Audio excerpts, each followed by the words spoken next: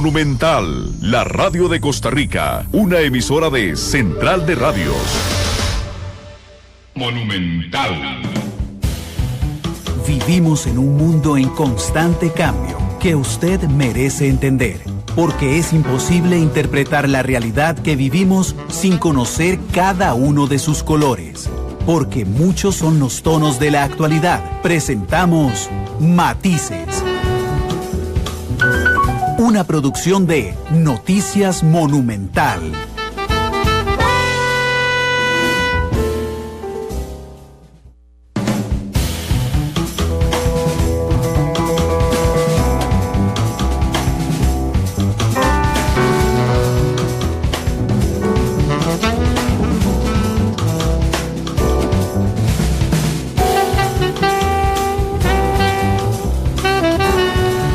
Hola, ¿qué tal? Muy buenas tardes, bienvenidos a Matices, este programa de Radio Monumental, que es un espacio del Departamento de Noticias en el que analizamos los temas que son noticia en Costa Rica y en el mundo. Muchísimas gracias por estar con nosotros en este segundo programa de la semana. En esta ocasión, un Matices internacional. Por supuesto que la coyuntura actual nos obligaba a hacer un programa internacional referente a lo que ocurre en Nicaragua, donde la situación realmente es muy compleja, va mucho más allá que simplemente un decreto de reforma a el Instituto Nacional del Seguro Social, que es lo que hay en Nicaragua, que va mucho más allá de las manifestaciones per se. Así es que vamos a aprender mucho hoy sobre la interpretación de ese conflicto. Yo los invito en estos programas también a aprender junto conmigo. Yo soy de esos, me topó un oyente en la calle y me decía que siempre aprendía de Matices, y le decía, no, yo soy el que todos los días aprende de Matices y tengo la ventaja de estar aquí junto con invitados que nos traen muchísima información. Hoy es don Javier Sancho, el ex embajador de Costa Rica en Nicaragua, que además ha ocupado diferentes puestos internacionales, pero bueno, hasta su jubilación fue embajador en Nicaragua hace 2 años ya, don Javier. Casi 2 años. Casi 2 años. Bienvenido a Matices. ¿Cómo le va? Muchas gracias, Randall. Siempre es un honor estar aquí en tu escuchado programa. Muchísimas gracias por estar con nosotros. Les recuerdo a nuestros oyentes todas las formas que tienen de acompañarse con Matices. Estamos en vivo en radio 93.5 en FM. Estamos en internet monumental.co.cr. Estamos también a través de la aplicación móvil CDR Móvil. Estamos en Facebook Live a través de Noticias Monumental. Ahí está la cuenta. Estamos también en Twitter en @monumentalcr. Este programa lo pueden observar esta noche a partir de las 8 de la noche en Canal 2 y lo pueden escuchar nuevamente aquí en la radio a partir de las 9:30 de la noche en el reprise. Gracias a la gente que nos reporta sintonía. Ileana Vargas, que dice que bien el tema de hoy. Guillermo Céspedes, que dice saludos, don Randall, excelente tema. Odalia Calderón dice que en sintonía. Lucas Santamaría también. Brondi Brenes también. Leonardo Rivera y Viviana Olivares, al igual que Carlos Rodríguez. Muchos saludos también a Susi González. Dice, Randall, aquí feliz de escucharle, no me pierdo su programa, gracias Susi, cada día aprendemos mucho de usted, tanto como de Fede, son un gran equipo, gracias. Juan Pablo Mora en sintonía y a la expectativa, justamente, igual que Luis Carlos Fournier, que dice, excelente persona, un abrazo a don Javier Sancho, don Luis Carlos Fournier, igual que Raven Groscors, que nos escribe, y Teresita Fallas. Hay una cantidad innumerable de oyentes esta tarde a través también de Facebook Live y de Twitter también. Don Javier, la ventaja que tiene hablar durante más de 1 hora respecto al tema de Nicaragua es que podemos no centrarnos solamente en el conflicto que ocupa en este instante.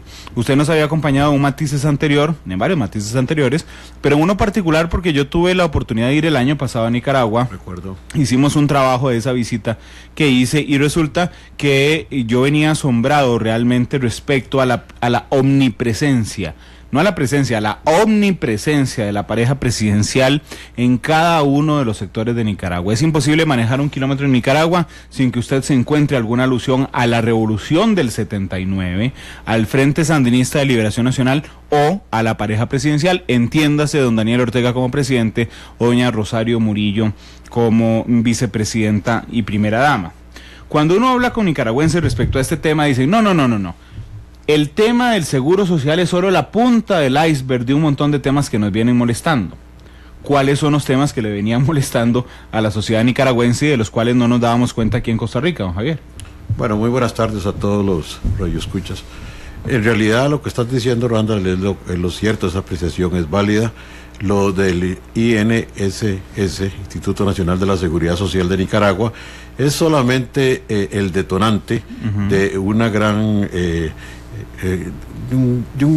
una situación muy difícil, muy compleja, de muchos años de estar oyendo siempre lo mismo, de estar viendo siempre a los mismos personajes.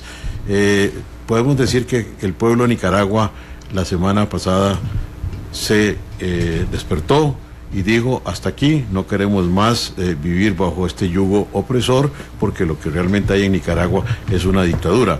Entonces, ahí hay un cúmulo de cosas que se han ido produciendo durante por lo menos estos últimos 11 años. Pero si nos vamos un poco más atrás, recordemos que en el 79 los sandinistas llegaron al poder después de derrocar a Anastasio Somoza Debayle.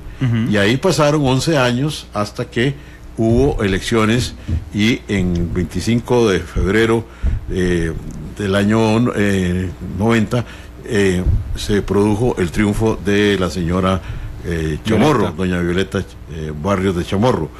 Ahí, después de eso, en abril, 2 meses después, el presidente Ortega, después de 50 años de no haber habido un proceso limpio en Nicaragua, entregó la banda presidencial a doña Violeta. Eso fue una gran ilusión para todos, porque realmente, pues, lo que se vio después de la guerra y después de todo lo que pasó en Centroamérica en los años 80 y la firma de Esquipulas, una luz de esperanza muy grande de que vendría la libertad, de que vendría la democracia, de que vendría la paz, y sobre todo que vendría el progreso para los más necesitados, la gente del pueblo de Nicaragua. Sin embargo, doña Violeta tuvo un gobierno difícil porque los mismos sandinistas no la dejaron gobernar. El ejército estaba todavía controlado por ellos y otras estructuras importantes del Estado. Luego de eso vino el gobierno de Arnoldo Alemán, que todos sabemos cómo terminó, con graves actos de corrupción, etcétera, y que es uno de los grandes responsables de toda esa desilusión que tiene el pueblo de Nicaragua en este momento, porque él firmó un pacto de no agresión, llamémoslo así, con el comandante Ortega, y en ese pacto se repartieron lo que se llamó la piñata, una serie de puestos en el gobierno, en los ministerios, en las instituciones del Estado y sobre todo en los poderes del Estado. Entonces, luego de eso, el presidente Ortega, que en ese momento estaba afuera, continuó haciendo su trabajo político.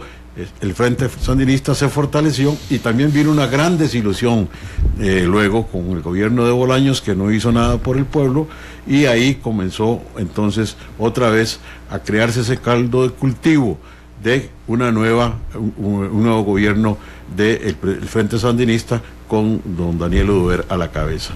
Y eso sucedió, y desde el 2007, ya tenemos 11 años, se han venido repitiendo elecciones, y en todas las elecciones el comandante Ortega las gana sin ningún problema. ¿Cómo nos explicamos eso? Porque la gente ha vivido de ilusiones.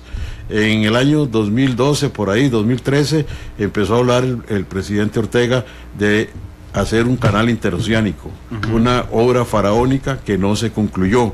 O sea, ni se inició realmente, no se inició. Luego también se habló de la represa hidroeléctrica de Tumarín, donde el gobierno de Brasil, en aquella época la presidenta Rousseff, aportó $40 millones. Tampoco se realizó y no sabemos dónde están los 40 millones, según me han dicho a mí amigos nicaragüenses. Y también la refinería Simón Bolívar, que era con financiamiento de Venezuela, que tampoco se hizo.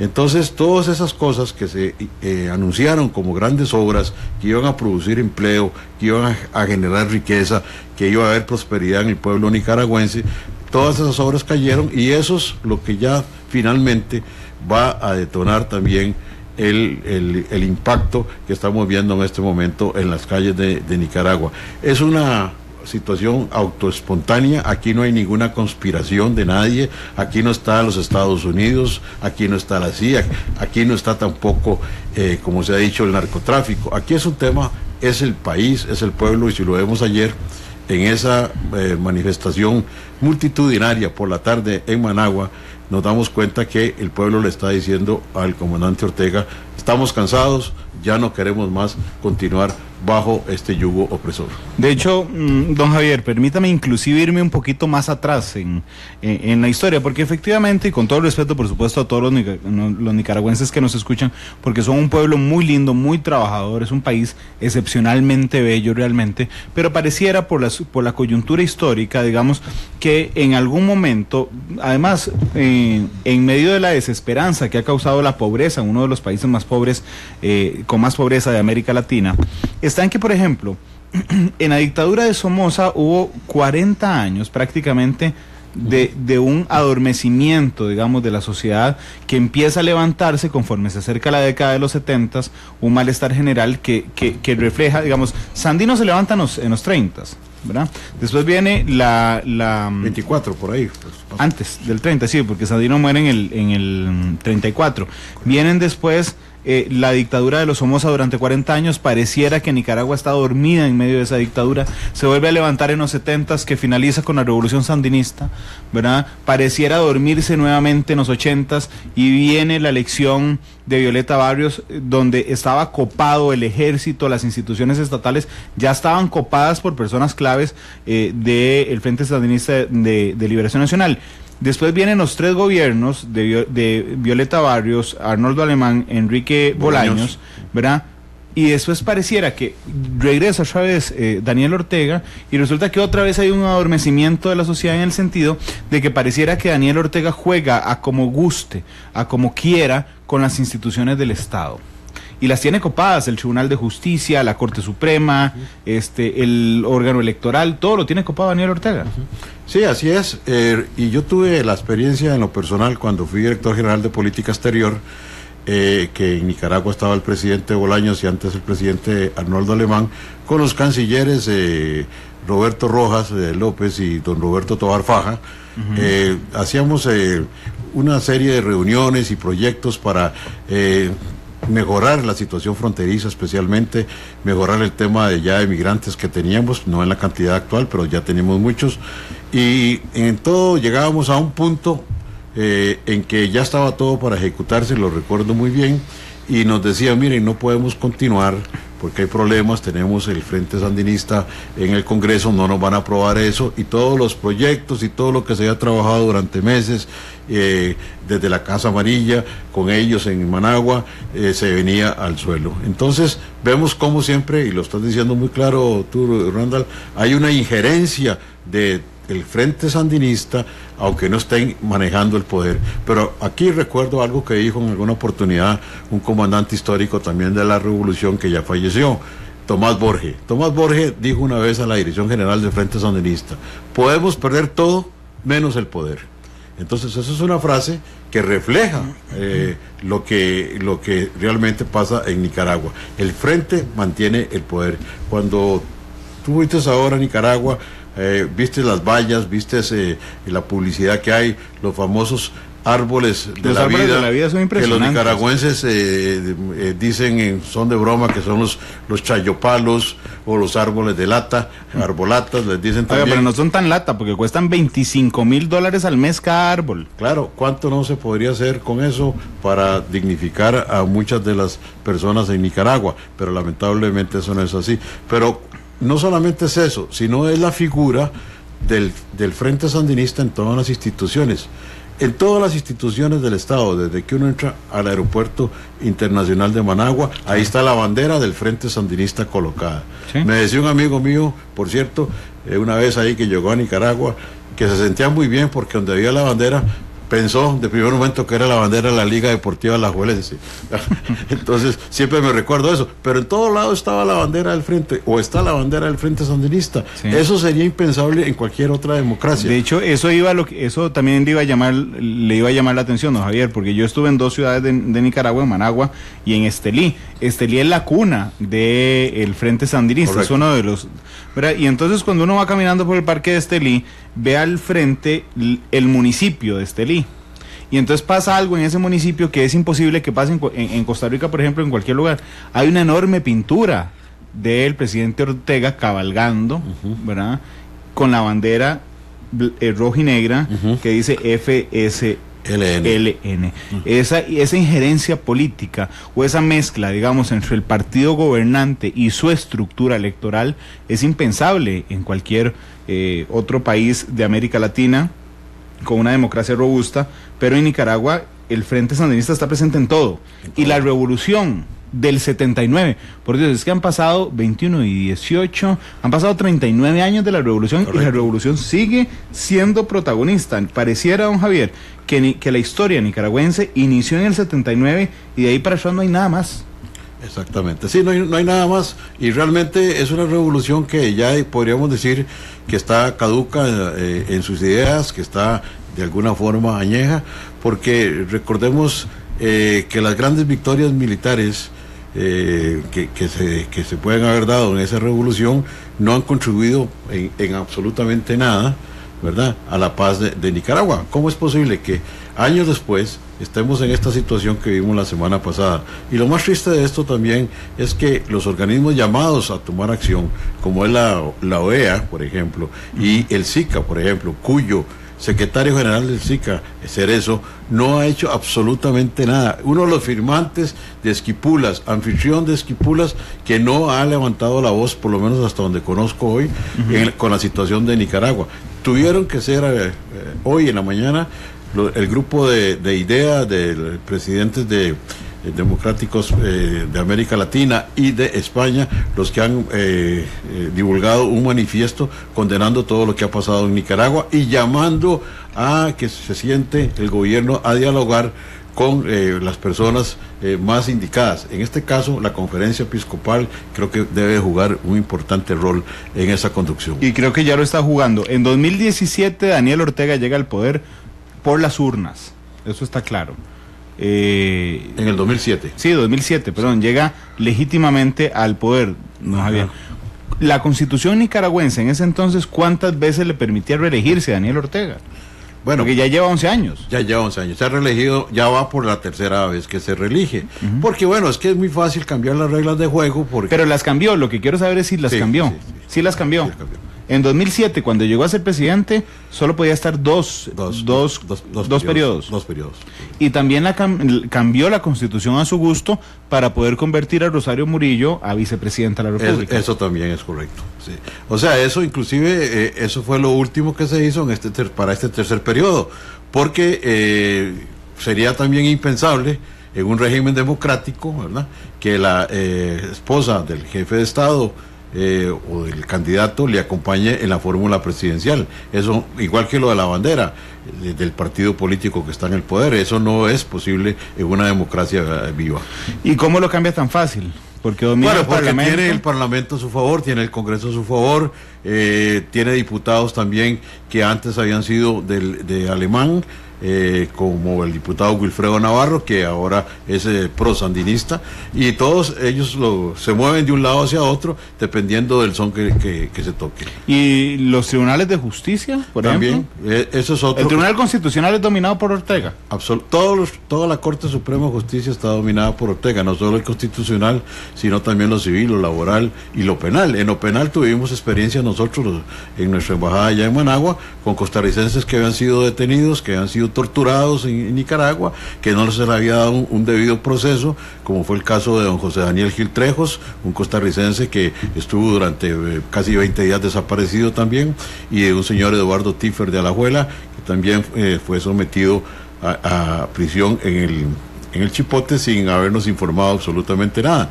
Y cuando hablamos con magistrados de la Corte Penal, de la Sala Penal, que yo personalmente como embajador fui a hablar con ellos y a pedirles explicaciones, y los pedimos por escrito a la Cancillería también, que nunca nos respondieron, creo que cerca de 12 o 20 notas que con instrucciones en aquel momento el canciller don Manuel González yo hice reclamando sobre el tema de derechos humanos. Llegamos a la conclusión de que era como hablar con una pared, nadie nos respondía. Después descubrimos que era que todas nuestras gestiones se le consultaban a la señora Murillo y al señor Ortega, cosa que ya lo habíamos escuchado en Managua, porque eso es voz populi, y todo el mundo dice que las cosas se resuelven en el barrio El Carmen, que es donde está la residencia de los señores Ortega y Murillo. Todo se resuelve en el cuarto presidencial. Posiblemente. Porque es que el detalle, hice esa aseveración porque necesito preguntarle algo. hay una gran...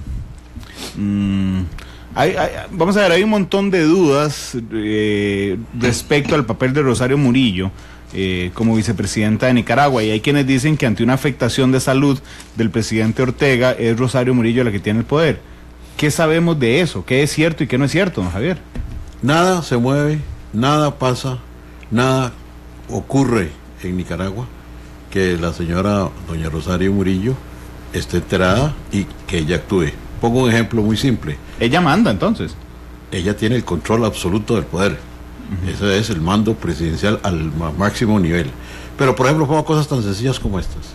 Por ejemplo, a las 11 de la noche hay un temblor de cierta magnitud, digamos 4.5, que para nosotros los costarricenses no nos asusta, no nos alarma mucho. Pero digamos es a las 11 de la noche, de inmediato entra una cadena de radio con un sonido que es algo como una especie de sirena o de alerta, y luego habla un periodista de la emisora sandinista, y luego inmediatamente dice: tenemos ya a la compañera Rosario en el teléfono. Ella va a decir de cuánto fue la magnitud del temblor, dónde fue el epicentro del temblor, qué previsiones están tomando, etcétera, etcétera. O sea, ahí no existe, ahí no está don Marino Proti, por ejemplo, de los Psicori, no hay una Comisión Nacional de Emergencias que diga qué acciones están tomando, porque ahí directamente ella es la que da todas las instrucciones y las transmite al pueblo. Presidente Ortega nunca lo vi yo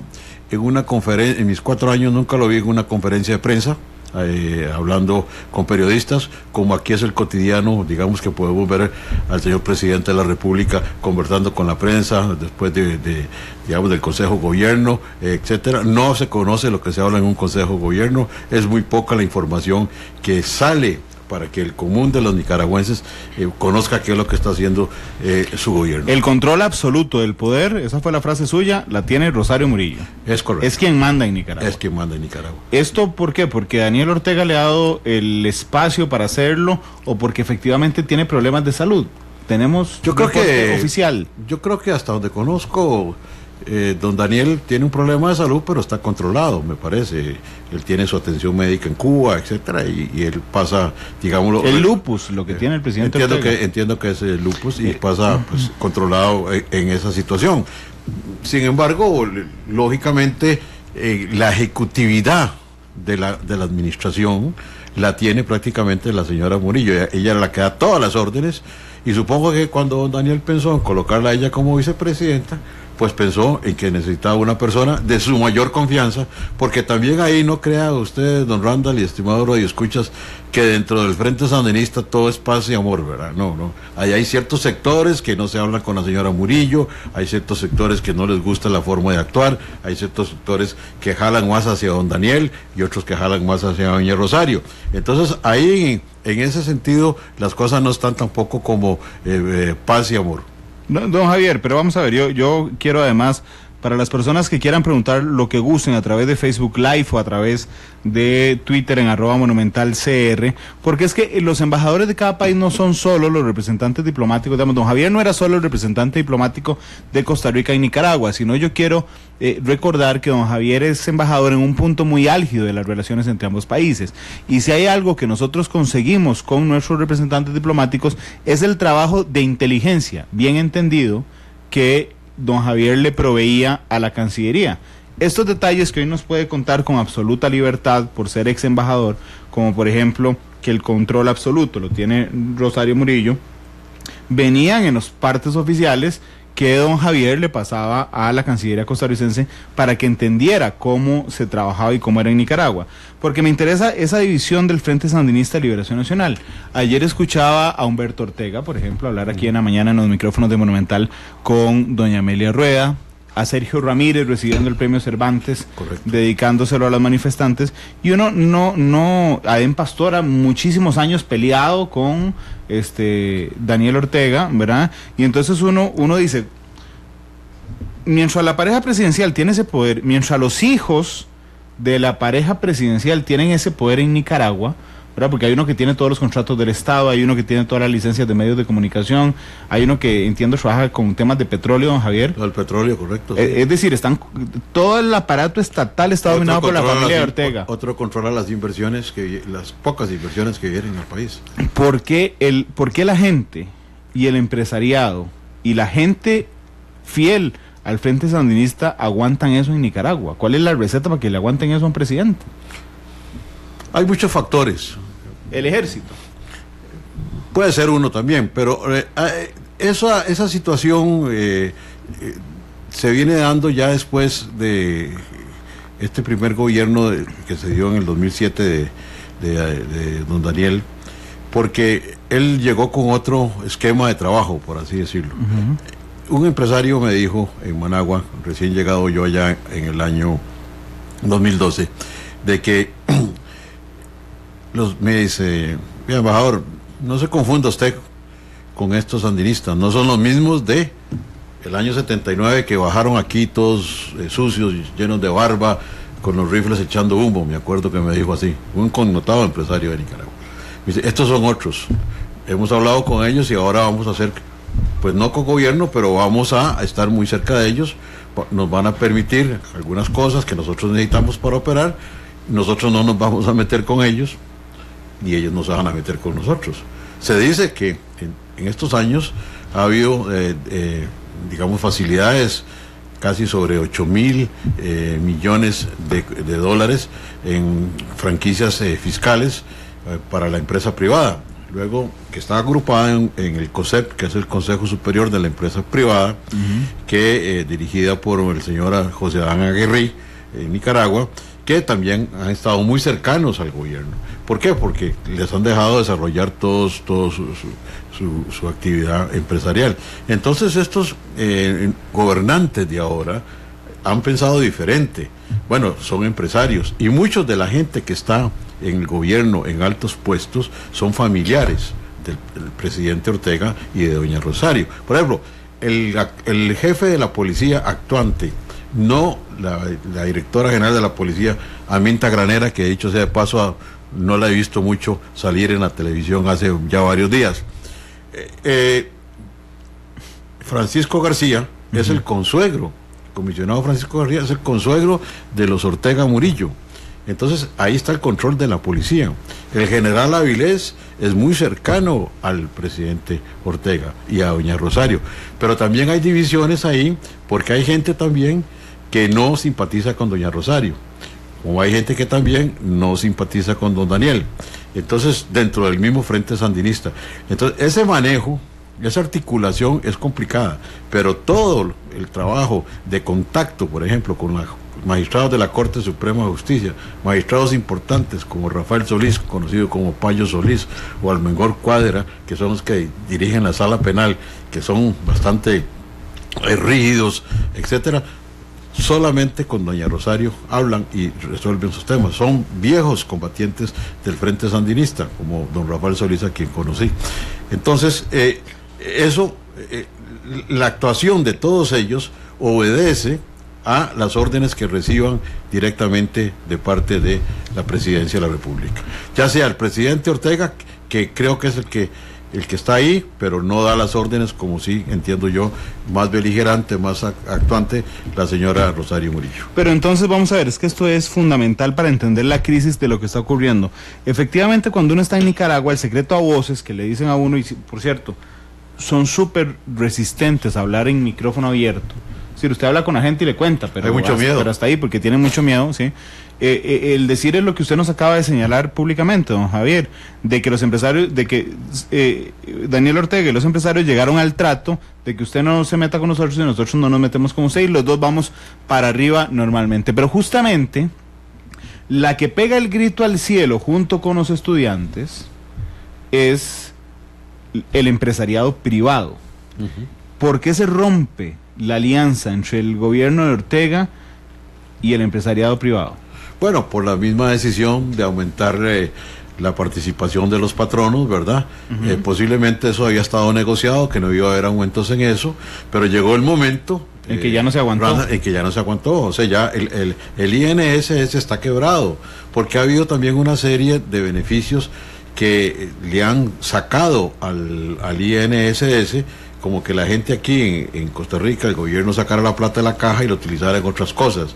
Por ejemplo, se ha utilizado plata del Instituto de la Seguridad Social en una fallida fábrica de vacunas con Rusia, que no se llegó tampoco a nada. Luego de eso también se dice en Nicaragua que han comprado propiedades y eso, y otras cosas, inmuebles, con esos dineros del INSS. Entonces la gente más necesitada, los pensionados, los adultos mayores que tienen una mala atención, pues ven en peligro sus pensiones por un lado, y ven en peligro también la atención médica. También reciente un poco, digamos, y creo que los mismos empresarios vieron eso, algunos empresarios se han sensibilizado con el tema.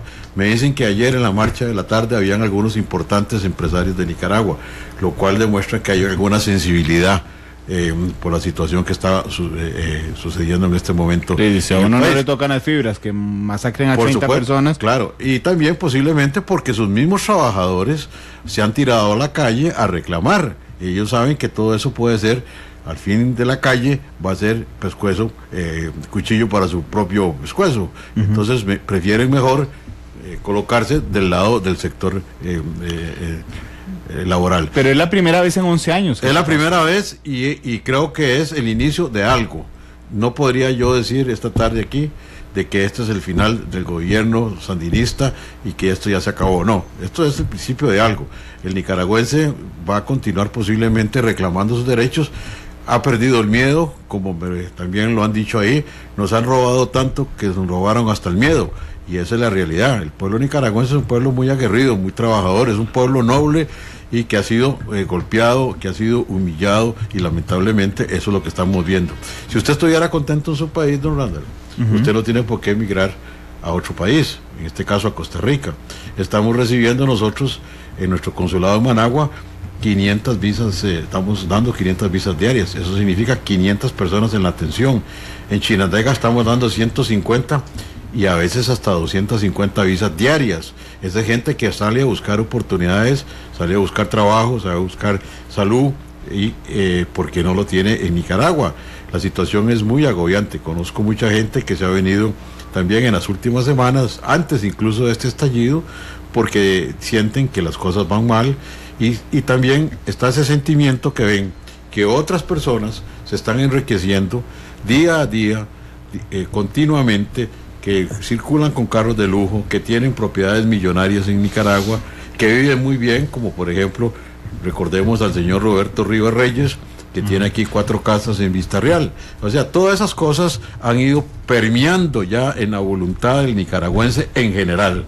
Ya han dicho, nos cansamos, no queremos más, queremos que inclusive lo que se están pidiendo ya no es el tema del INSS, que ya el presidente Ortega derogó el decreto, que se terminó esa pretensión.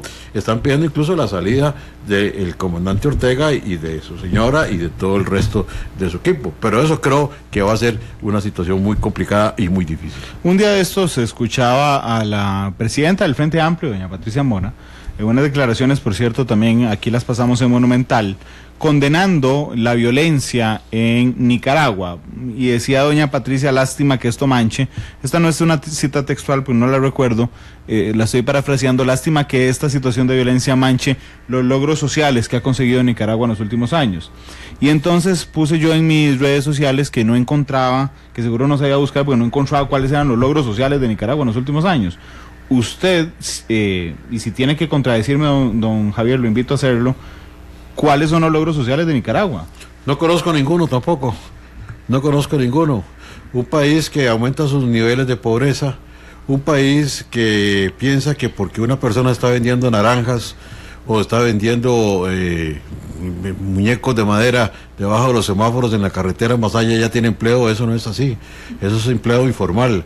No vemos en Nicaragua que lleguen empresas grandes a ofrecer trabajos, más bien todo lo contrario, se han ido muchas de las empresas y eso ha tenido una afectación grande en la población. Lamentablemente, cuando se producen todas estas cosas, los que más sufren son los pobres, los más necesitados, la gente que está en la calle, que no tiene vivienda. Entonces, todas esas ilusiones, pues, no las han tenido. Tampoco he visto, yo discrepo totalmente, y con todo respeto de la señora diputada Mora, porque no es cierto eso, no es lo correcto. Aquí los únicos que han salido a defender, usted me dice ahora doña Patricia Mora, el otro que lo vi defendiendo esto fue al presidente Maduro. Tampoco tiene ningún sentido. Bueno, pero vamos a ver, doña Patricia al principio tuvo como una condena un poco tibia ahí, estaba condenando los dos sectores por la violencia. Lo que pasa es que hay que tener claro que los manifestantes agreden con piedras y los otros con M16, entonces el ejército, entonces usted no puede medir con la misma vara las dos agresiones, pero después aclaró y sí condenó la violencia, pero dijo eso y me llamó la atención porque digo que esto no manche los logros sociales y decía, por Dios, debe ser que no he leído en ningún lado o que estoy demasiado parcializado, que no entiendo dónde estaban los logros sociales de Nicaragua.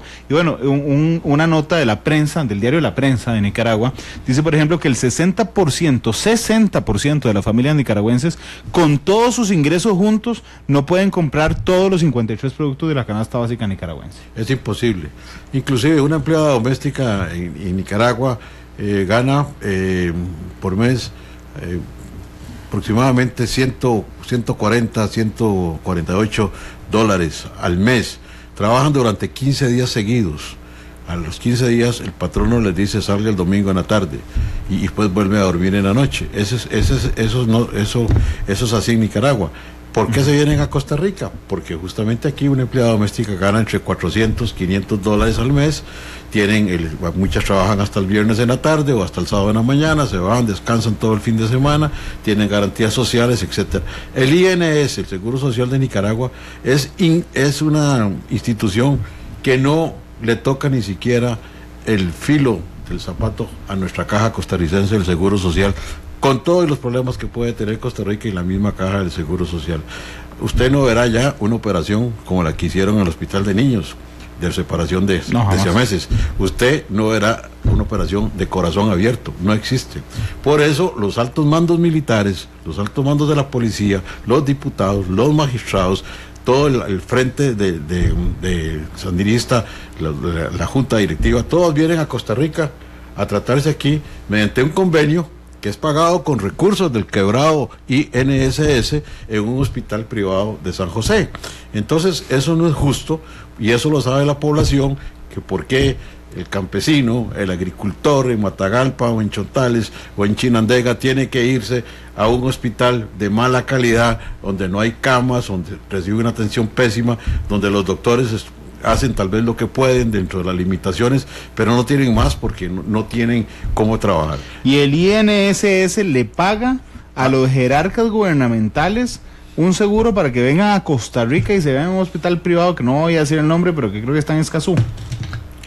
No sé dónde está, como dirían en la revolución sandinista, en algún lugar del país, pero bueno, aquí eso sucede, o sea, no es en la caja del Seguro Social, quiero aclararle a los escuchas porque esto lo dije también otro día y alguien dijo, bueno, pero ¿cómo es posible? No, la caja no paga nada. Aquí yo estoy diciendo que la caja de nosotros es un orgullo, la caja costarricense del Seguro Social, y que ojalá que el próximo gobierno también la fortalezca, pero aquí lo que está pasando es que recursos del Instituto Nacional de Seguridad Social de Nicaragua se utilizan para pagarle las operaciones acá en un hospital privado, con atención de primera calidad, con médicos nuestros que son muy valiosos, que han estudiado en Europa, en los Estados Unidos, con las mejores técnicas en cirugía, etcétera, etcétera. Don Javier, aquí murió el presidente del Congreso, eso es un ejemplo. Que sigue siendo presidente todavía. Bueno, hasta enero fue presidente, ya no, porque ya se había muerto como en agosto, pero aquí murió el presidente del Congreso de Nicaragua, murió en ese hospital privado.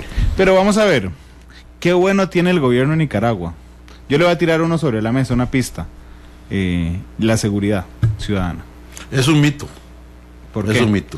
Porque ya han comenzado a verse y fuertemente cada vez más actos delincuenciales. Si la policía de Nicaragua es tan buena, ¿por qué en esta explosión social que vimos hubo tanto saqueo, por ejemplo?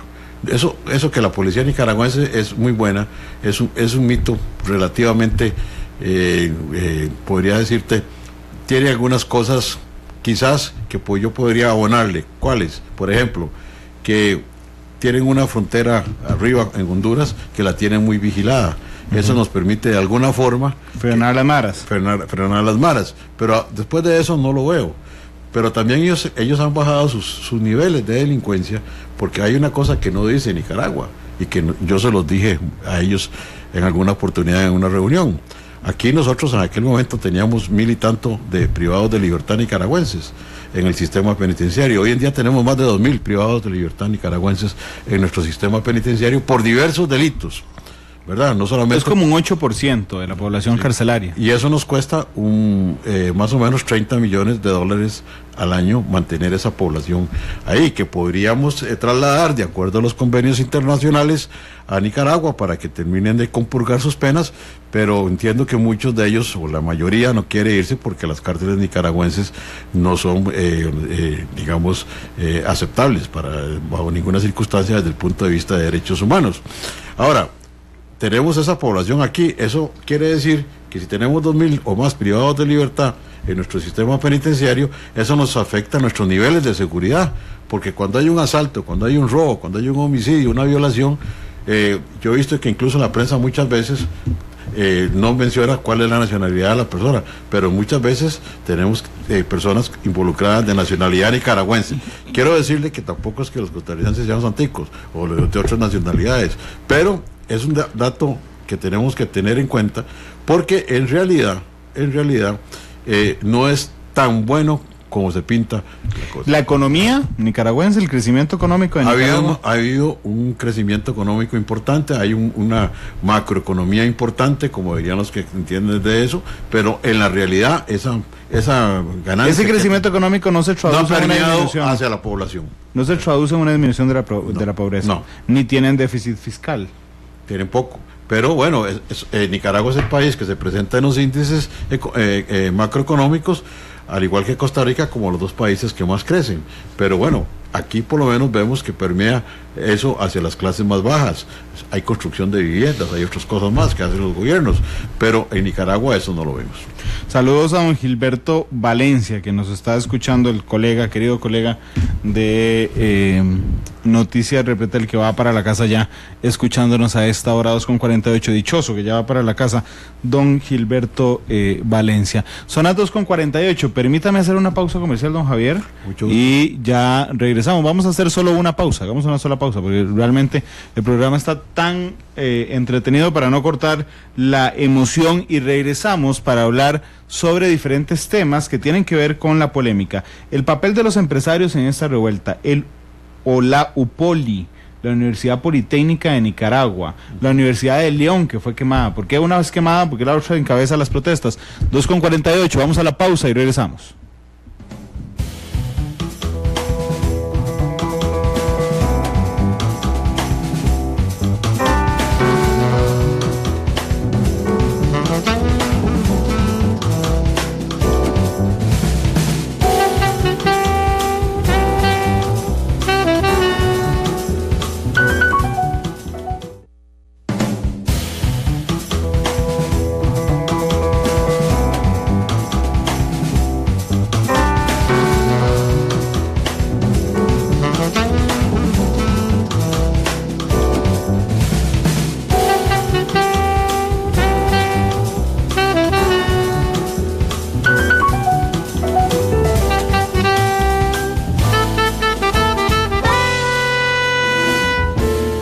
De la tarde con 54 minutos. Gracias por estar con nosotros en Matices. Hoy con don Javier Sancho, ex embajador de Costa Rica en Nicaragua, con quien hemos hablado prácticamente todo el programa de lo que debe estar, de lo que está pasando justamente en Managua y en muchos lugares de Nicaragua en este momento, porque no se concentran las manifestaciones en Managua, sino que están distribuidas a lo largo del país, en León, en Granada, en Chinandega, en Estelí también hubo manifestaciones importantes, en Rivas hubo manifestaciones importantes, y justamente, don Javier, yo tenía una pregunta. ¿Qué es la UPOLI? Son los estudiantes universitarios los que han encabezado estas manifestaciones y los que la iniciaron, y son justamente los de la Universidad Politécnica. ¿Qué es la Universidad Politécnica? Es una de las universidades nuevas que hay en Nicaragua, que tiene muy respetada también, Y pues ahí también es donde hay una insurrección importante de los estudiantes en esta semana. Eso es la UPOLI, la Universidad Politécnica. ¿Es estatal? ¿Es estatal? Sí. Sí, pero no es controlada por el Frente. ¿Hay independencia universitaria? No, porque hay más bien dependencia del gobierno, porque los presupuestos vienen del gobierno. ¿Y por qué? Es que vi una toma el fin de semana en la señal de 100% Noticias en Facebook, porque no están al aire, por supuesto, ya. Ya volvió 100% Noticias esta tarde. Volvió esta tarde, eso es otra de las demandas. Sí, después de varios días. Quemaron la Universidad de León. Correcto, que es una universidad muy prosandinista. Claro, es que eso le iba a decir, cuando uno ve las tomas de la quemada Universidad de León, lo que ve es la cara de Daniel Ortega por todos lados, está pintado en todos los muros, Daniel Ortega. La de la UPOLI no. Porque ahí lo que sucede, pues lo que está sucediendo en la mayor parte de la población, especialmente en los jóvenes, es el gran desencanto, la gran desilusión que se ha venido dando en estos últimos años con las actuaciones del gobierno y algunos de sus dirigentes. El papel de la iglesia. El papel de la iglesia es muy importante. Es fundamental en Nicaragua. Sí, yo recuerdo que en mayo, si no me equivoco, del año 2014, la Iglesia Católica le entregó en la Nunciatura Apostólica al presidente Ortega y a su esposa una serie de peticiones y pidiéndole también un diálogo. Creo que la Iglesia Católica y especialmente los obispos encabezados por el cardenal Leopoldo Brenes y por el obispo Silvio Báez tuvieron la visión desde aquel momento, hace 4 años atrás, de que las cosas en Nicaragua se estaban descomponiendo. Inclusive en algunos sectores de Nicaragua, fronterizos, especialmente con Honduras, se hablaba de que ya había grupos contrarrevolucionarios o que estaban contra el gobierno y que estaban armados. Esto fue desmentido muchas veces por el gobierno del presidente Ortega, porque se decía que no eran grupos guerrilleros ni revolucionarios, sino más bien eran grupos delincuenciales. Sin embargo, la conferencia episcopal ha venido llamando la atención continuamente al gobierno de lo que está sucediendo en Nicaragua, de ese malestar que se ha venido dando en Nicaragua, no solamente en Managua, sino en todo el país. Esto es un movimiento que abarca todo el país. Ciudades históricas que fueron baluartes del sandinismo, como Monimbó o Estelí, estaban totalmente colapsadas e incendiadas por este movimiento de la semana pasada. Entonces vemos que la conferencia episcopal ahora va a tener que tomar acción, como lo está pidiendo inclusive el grupo de expresidentes de América Latina y de Europa reunidos en IDEA, en esta organización, que están pidiendo, haciendo un llamado en que la conferencia episcopal esté en ese diálogo necesario, en esa mesa de diálogo necesaria que tiene que abrirse de inmediato en Nicaragua para evitar un derramamiento de sangre.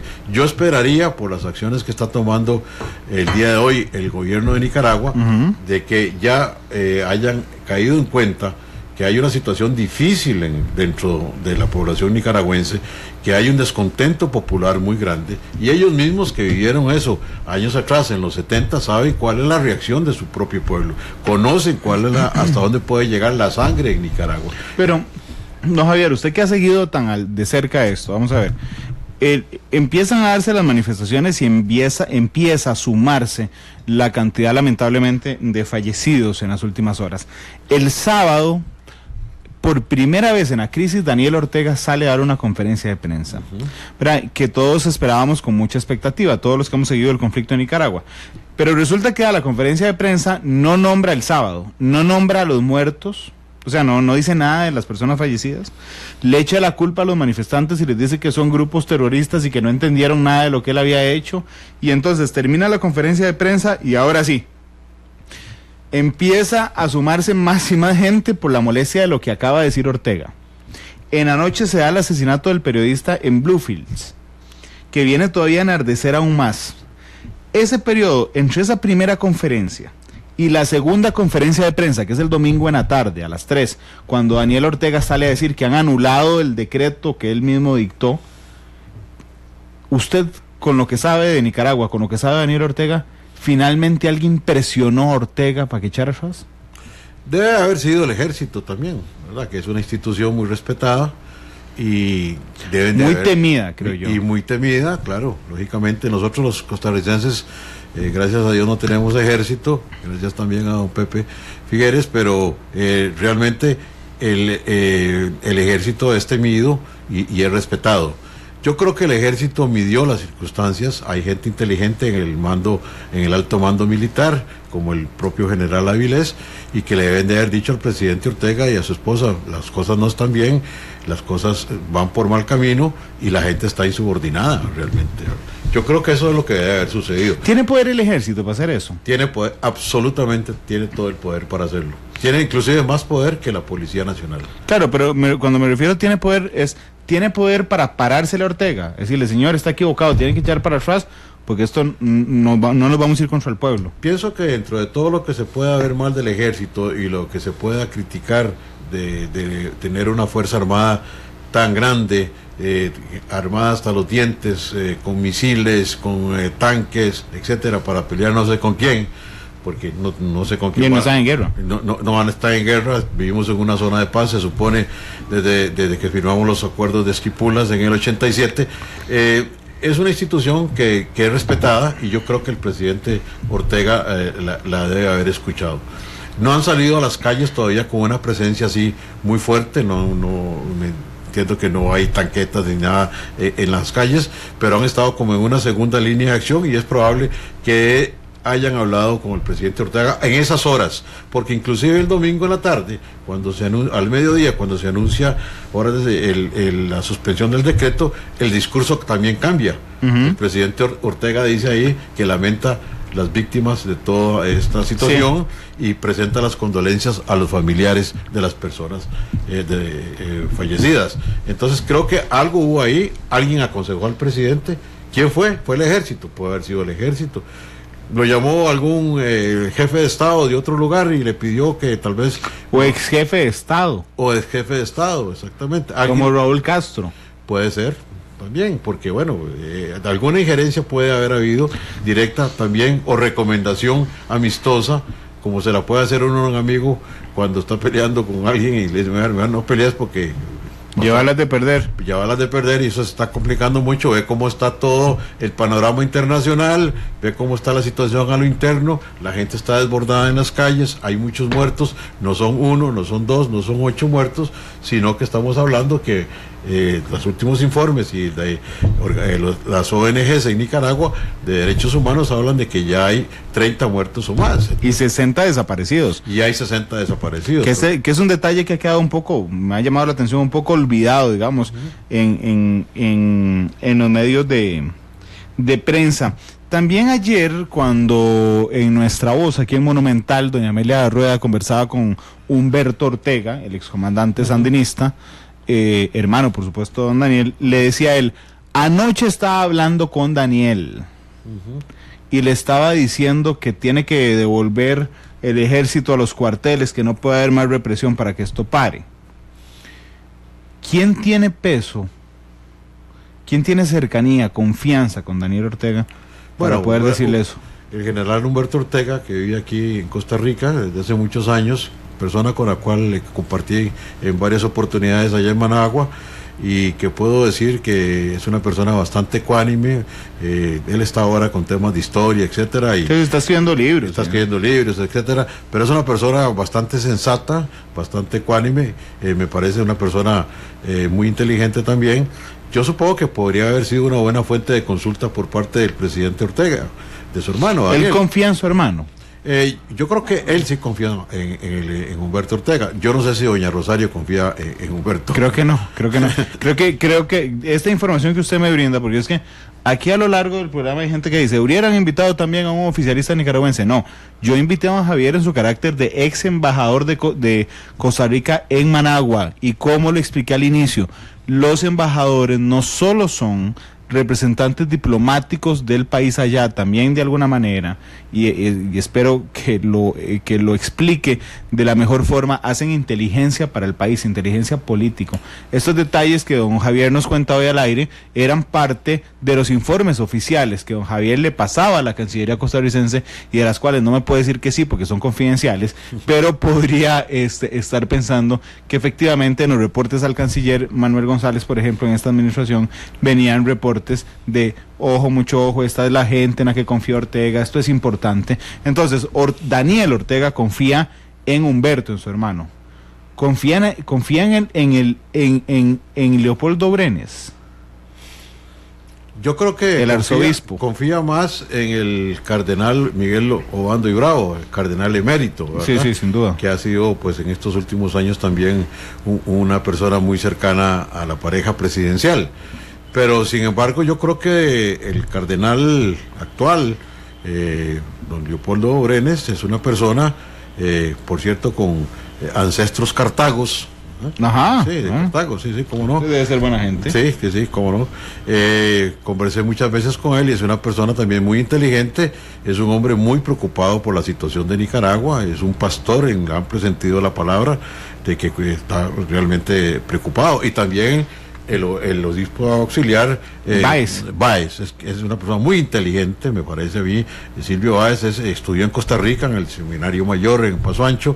Es un hombre muy culto, un hombre muy inteligente, y creo que esa es de las personas que tendrían que estar sentados en una mesa de diálogo.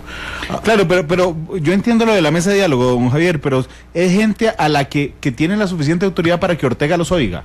Pues yo diría que en este momento el presidente Ortega ya le llegó un primer telegrama bastante claro del pueblo de Nicaragua, en el cual están diciendo las cosas no nos gustan como maneja la situación del país. Igual que los empresarios. Usted me contaba que el presidente del consejo es cercano a Ortega. Es muy cercano a Ortega y a la esposa del presidente, pero también creo que también ellos le están diciendo al presidente que no están de acuerdo con eso.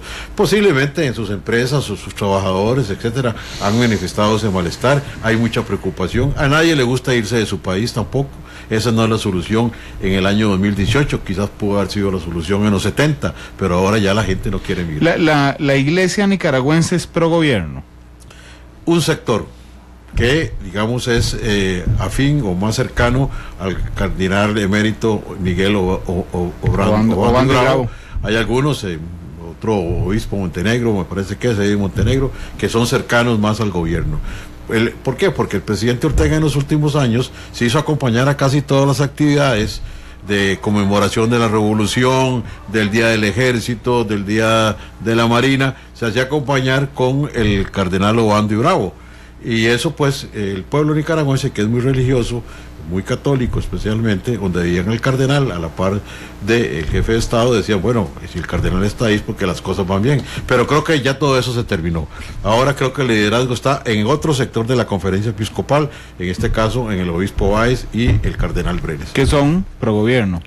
No son pro gobierno. No son pro gobierno. No son pro gobierno, de ninguna manera. Ellos, como te digo, en el 2014 entregaron una nota con una serie advirtiendo y una serie de requerimientos que se debían de dar en Nicaragua para mejorar la situación social de los más necesitados, que esa es la preocupación realmente de la conferencia episcopal. No tienen digamos, ninguna intención política, más que todo es un tema de social económico. Don Javier, ahora que, digamos, existen las demandas, que han circulado demandas diferentes, digamos, listas de demandas diferentes al presidente Ortega, pero creo que hay una por lo menos oficial que nosotros no conocemos y que a pura intuición incluiría la anulación del decreto de reforma del INS, que está lista, eso quedó listo el domingo. La otra solicitud inmediata fue la liberación de los presos. Hoy se produjo ya en la mañana una gran liberación, e inclusive en declaraciones dicen que fueron torturados en la cárcel La Modelo, que no me extrañaría que así sea. La Modelo, ¿cómo se va a llamar así? Pero bueno. El tercer punto era el restablecimiento de las señales de los canales censurados. Ya está. Entiendo que en este 2 de la tarde más o menos, hora de Centroamérica, entró al aire nuevamente 100% Noticias. Dicho sea de paso, su director había sido muy cercano al sandinismo, pero es una de las personas que más fue golpeado por esta crisis y por los sandinistas, y también fue el más beligerante contra el gobierno. Exactamente. Anteriormente usted solamente podía ver a un periodista muy respetado, sí, Carlos Fernando Chamorro, que es un excelente periodista, y hijo de don Pedro Joaquín Chamorro y de Violeta Barrios de Chamorro. Era el único que tenía, digamos, cierta disidencia en su línea de pensar y en su línea editorial. Ahora vemos cómo ya entró 100% Noticias, pero ya está en el aire nuevamente. Ok, ahí están 3 demandas cumplidas. La cuarta era frenar inmediatamente la represión. Ya hasta hoy no ha habido enfrentamientos en Nicaragua hoy. Hasta donde sé no ha habido enfrentamientos, pero eso es más difícil de asegurar, lo que no se puede dar, porque estoy casi seguro que la primera chispa que vuelva a brotar ahí de esas cenizas que pueden haber quedado puede reactivar la represión. Ok, permítame, ya están las 4 demandas cumplidas para el establecimiento de la mesa de diálogo. 30 vidas, don Javier, 30 vidas y 60 desaparecidos pesan tan poco en Nicaragua que estas 4 medidas compensan los 30 muertos. No va a quedar en nada la investigación de los muertos. Esa investigación, yo tendría dudas de que pueda llegar a encontrar culpables, que los deben de haber, por supuesto, porque en ese control que existe sobre todo los poderes del Estado, y especialmente lo que es la policía, no existe un organismo en Nicaragua como la OIJ en Costa Rica, que podría gozar de independencia para investigar los homicidios que han habido en el país en los últimos días. Eso va a ser muy difícil que se llegue a una conclusión de quién fue.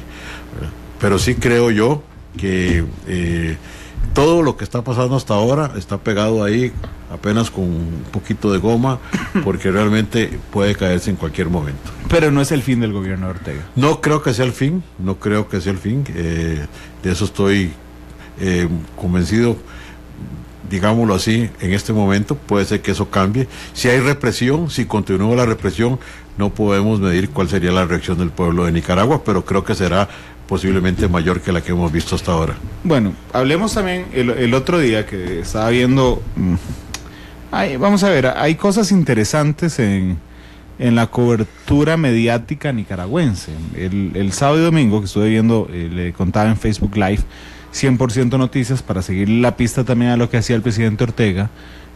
Fue interesante ver la forma de cubrir las informaciones en Nicaragua de un canal que es muy crítico en este instante a el gobierno de Ortega. Entonces le pongo un ejemplo. Mañana hay marcha aquí en Costa Rica, ¿verdad? Entonces seguramente Noticia Monumental cubrirá la marcha, ¿verdad? Cubrirá la marcha. No solo vamos a dejar el audio ambiente que la gente oiga ahí cuando van caminando, cantando los sindicatos, el pueblo unido jamás será vencido, sino que seguramente la persona que estará cubriendo por nosotros intentará hablar con los participantes, usted por qué está manifestándose, cómo se llama, hacia dónde va. Inmediatamente le preguntaremos a la gente que no está a favor de la marcha, y le diremos porque usted no está a favor. Después pediremos reacciones. En Nicaragua, en esta cobertura, simplemente hay una toma puesta a las manifestaciones y listo. Ni siquiera nadie le habla en off a uno, nadie le dice nada. Usted nada más oye el audio ambiente ahí, los pitos y las cosas, y eso, así fue la transmisión. Y entonces uno se pregunta, si este gobierno, el gobierno de Costa Rica, el gobierno del presidente Solís, de un momento a otro se vuelve loco y hace algo que genere la molestia popular completa, seguramente los opositores políticos saldrán fuertemente a criticar. Yo no he visto un solo opositor político del presidente Ortega hablando durante los últimos 4 días, don Javier. ¿Dónde están? No existen. No hay. No existen, porque dentro de todo esa maraña que es a veces muy difícil de entender en Nicaragua, pero que inteligentemente el presidente Ortega y su esposa doña Rosario Murillo han manejado durante los últimos 11 años, liquidaron a la oposición. Recordemos que en el 2016 eliminaron a 28 diputados de un solo golpe y porrazo, entre ellos a Pedro Joaquín Chamorro, hijo del líder histórico de la revolución. Entonces, ahí tenemos que no existe, digamos, una oposición como tal. El presidente Ortega hizo un pacto con Arnoldo Alemán de no agresión, bueno, y le dio ciertas ventajas, inclusive le dio ciertas concesiones para que no estuviera en la cárcel al presidente expresidente Arnoldo Alemán.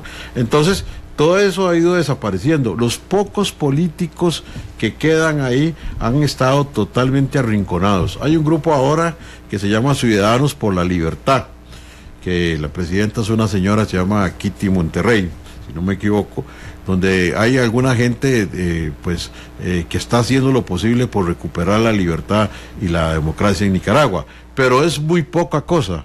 Vemos que en las elecciones la votación mayoritaria fue para el Frente Sandinista.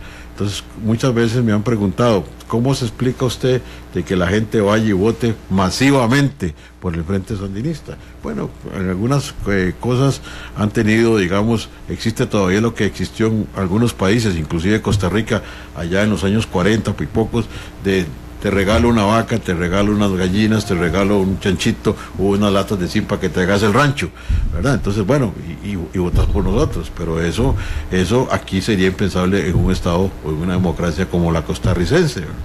Pero en Nicaragua eso todavía existe. No hay oposición como tal. O sea, los opositores se han ido haciendo a un lado.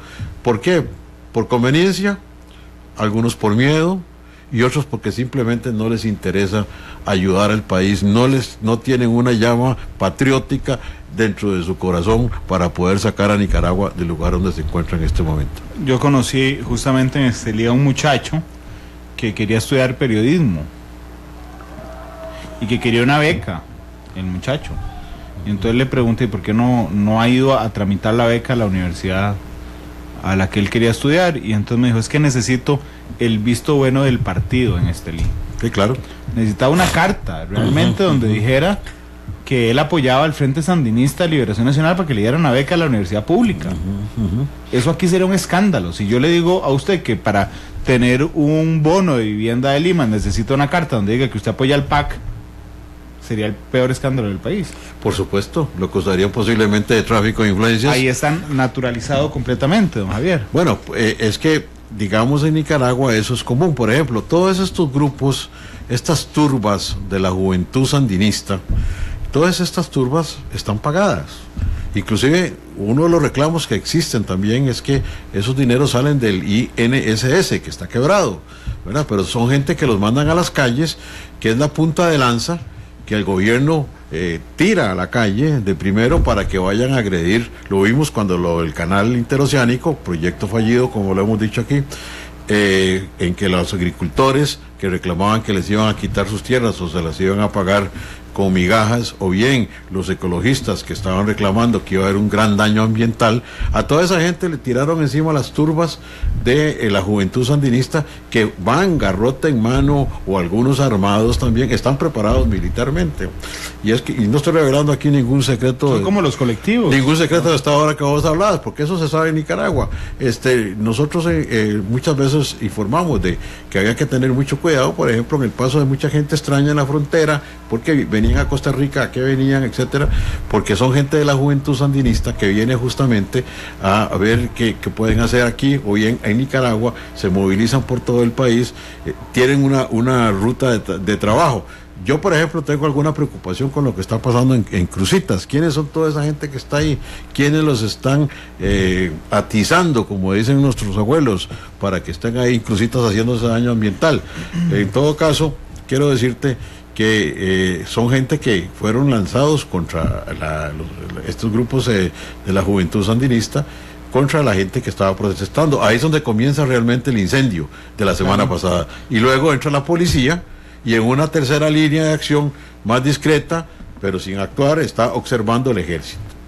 Que de hecho yo, en el tema de Cruzitas, del cual estoy muy preocupado, y creo que tengo el defecto de que a veces soy extremadamente mal pensado, Javier. Pero es que un buen amigo me decía ayer, ojo con Cruzitas, sería la excusa perfecta para que Ortega internacionalice el conflicto.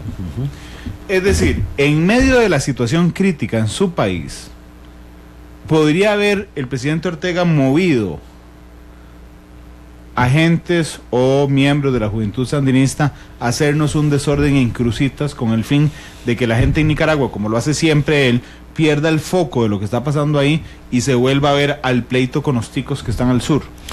Ayer vi un video, no sé si también es el que vos vistes, pero es un video que me pasaron ayer en que hay un grupo muy grande en la noche gritándole improperios a la fuerza pública, a nuestra fuerza pública, e inclusive lanzando vivas a Daniel Ortega. Entonces me pareció muy extraño, pensé eso mismo que estás pensando. Usted también es un mal pensado, don Javier. Posiblemente, sí, posiblemente. Es que uno cuando ha sido diplomático, en mi caso fui más de 40 años diplomático, uno va desarrollando un olfato de ver esas cosas, de ver por dónde viene la procesión, como dicen, y bueno, y aquí no puedo contar muchas cosas porque todos mis informes lógicamente están protegidos por el secreto diplomático y tengo que respetar, aunque ya sea jubilado, eso, pero muchas cosas vimos en Nicaragua y muchas cosas informamos, pero es importante por ejemplo, los diplomáticos de carrera, y ya quiero decirle en Nicaragua, nosotros, por ejemplo, en la parte consular tenemos un buen equipo allá en Nicaragua que todos los días tiene que fajarse ahí con 400, 500, 600 personas en las ventanillas, ¿verdad? Pero bueno, el tema es que algunas veces nosotros los diplomáticos vemos un poco más allá de lo que puede venir, ¿verdad? Eso es importante para que nosotros como diplomáticos podamos dar un informe cabal al gobierno y puedan tomarse las acciones que correspondan. Don Javier, es muy complicado resumir 40 años en un minuto y medio, pero usted fue diplomático en Corea, Tailandia, en Tailandia, en Brasil, Naciones Unidas, Nueva York, señor, la OEA, ajá, en Washington y Nicaragua. Okay. Y director de política exterior en la Cancillería, entre otros cargos dentro del ministerio. Claro, pero digamos, cuando nos representó fuera del país, Corea, Tailandia, Brasil, la ONU, la OEA y Nicaragua. ¿Es el país del que le ha tocado estar más complejo de entender?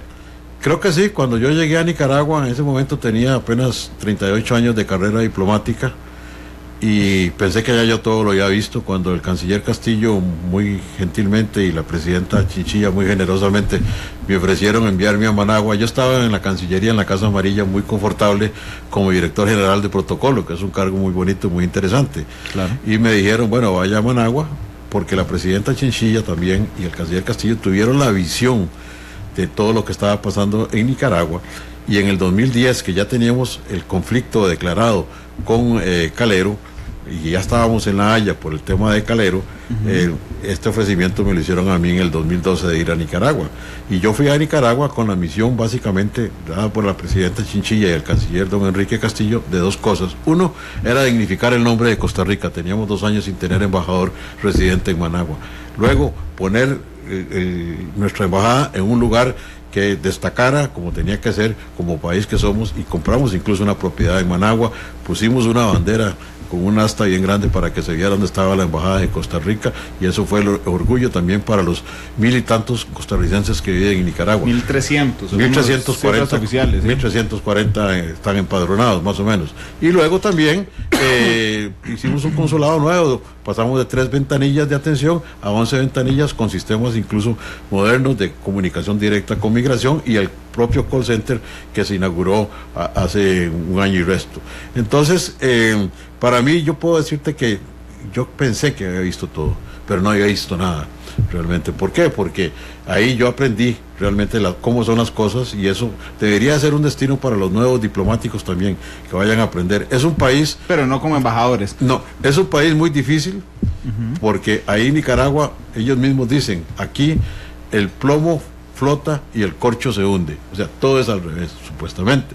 Entonces todos los días yo le decía a mis funcionarios, que tuve muy buenos funcionarios conmigo, incluso mi segundo de a bordo, embajador Johnny Sabres, hoy es embajador en Asunción, Paraguay, era mi ministro consejero, todos los días hacíamos reuniones, planificábamos, veíamos, analizábamos y hacíamos reportes de mayor importancia al país.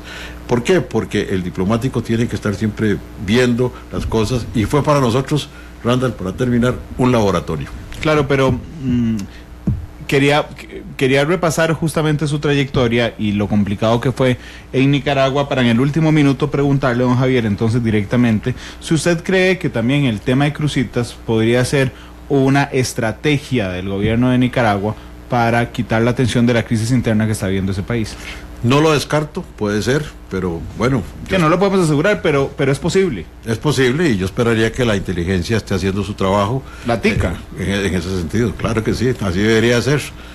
Es un tema de seguridad nacional. Es un tema de seguridad nacional de altísima importancia también, ¿verdad? Porque no podemos dejar que tampoco los pobladores nuestros, la población civil en la zona de Cruzitas esté padeciendo, como lo hemos visto en la televisión, los reportajes, especialmente las últimas semanas, de lo que está sucediendo ahí. Don Javier, ¿quién es el jefe de la oposición nicaragüense? El líder de la oposición nicaragüense, ¿quién es hoy? Nadie, no existe. No hay un líder que pueda aglutinar, recoger toda esa cosecha de la semana pasada y pararse frente a una multitud y decir, vamos adelante, vamos a hacer esto, vamos a hacerlo. En este momento no existe un líder de esa categoría. Ahí no hay una persona que asuma ese reto, ¿verdad? No hay. Don Javier, muchas gracias por haber venido. Mucho gusto, siempre estoy a tus órdenes. Y me pidió una canción que se llama Mi Linda Costa Rica. ¿Por qué me pidió esa canción? Esa canción te la pedí por la siguiente razón, además que es una canción muy linda, pero yo creo que la mayor parte de nosotros no conoce que esa canción la escribió un nicaragüense en los años 30, Constantino López Guerra, más conocido como Tino López. Era conocido en Nicaragua como el rey de los corridos. Escribió también esa canción muy emblemática nicaragüense que se llama Viva León Jodido. Y a Costa Rica le hizo esta canción, Mi Linda Costa Rica, que la canta con gran propiedad, la cantó Mario Chacón y el grupo costarricense de Los Ticos. Entonces te la pedí porque creo que hermana mucho a dos pueblos muy queridos, ¿verdad? Último mensaje que quiero decirte es que respetamos a los nicaragüenses. Es un pueblo noble, es un pueblo trabajador. Se lo dije al presidente Ortega, su aporte a la economía nacional es muy importante, debemos de verlo así, como también su aporte a la paz social de Nicaragua con las remesas que ellos envían. El año pasado $800 millones es también muy importante. A ellos se las dedico esa canción. De hecho, nada más estábamos teniendo cuidado ahí con Marvin de que fuera justamente la versión, porque hay dos que se llaman igual, de que fuera la versión justamente de Tino López. Constantino López, compositor nicaragüense, Tino López Guerra, que bueno, tiene una canción preciosa, tiene esta canción preciosa, Mi Linda Costa Rica. ¿Usted manda, Marvin? No ha bajado, la estamos bajando. No se preocupe, ya viene de camino. Bueno, está bien. Que es curioso porque cuando uno habla de Nicaragua, realmente si no hubiera una frontera formal, si usted va por tierra, usted no se da cuenta que salió de Costa Rica nunca. Se parecen mucho. O sea, usted se da cuenta después cuando empieza a ver los rótulos de la revolución y todo esto. Pero digamos, en temas de tierra, de naturaleza, usted siente que está aquí, solo que hace más calor. Hace mucho más calor. Sí, estamos tan cerca, ¿verdad? Porque realmente de Managua a la frontera en Peña Blanca son 147 kilómetros. No es nada. Eso no es nada, absolutamente nada. Pero ¿y de que allá cuántos habrá? 200 y pico. Más 300 casi. Sí, aproximadamente. Listo, Marvin. Mi Linda Costa Rica, el compositor nicaragüense. Gracias, don Javier. Gracias a vos por la invitación, siempre es un gusto. Hoy a las 7, la tercera emisión de Noticias Monumental. Mañana a las 2 de la tarde, Matices. Hasta luego. Feliz tarde.